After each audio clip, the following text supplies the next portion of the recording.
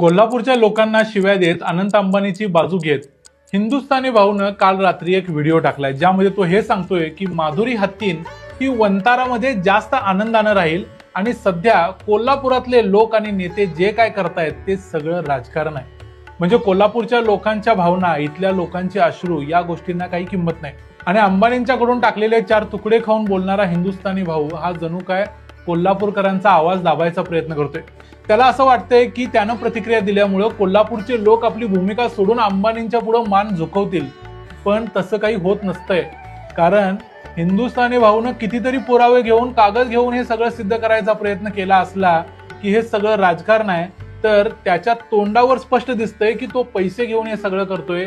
4 शिव्या देणे आणि आपली मतं मांडणे एवढीच अक्कल असणारा हिंदुस्थानी भाऊ पुराव्याचे कागद घेऊन कधीपासून यायला लागला. तो पुराव्यासाठी कागद घेऊन आला, याचाच अर्थ त्या बेट्याला कुणीतरी कागद पुरवले आणि त्याच्या जीवावर तो कोल्हापूरकरांना शहाणपण शिकवतोय.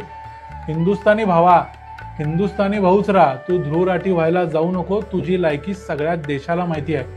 कार्बन क्रेडिट्स आणि वंताराचं राजकारण वगैरे हिंदुस्थानी भाऊच्या तुझ्या अकलेच्या बाहेर आहे.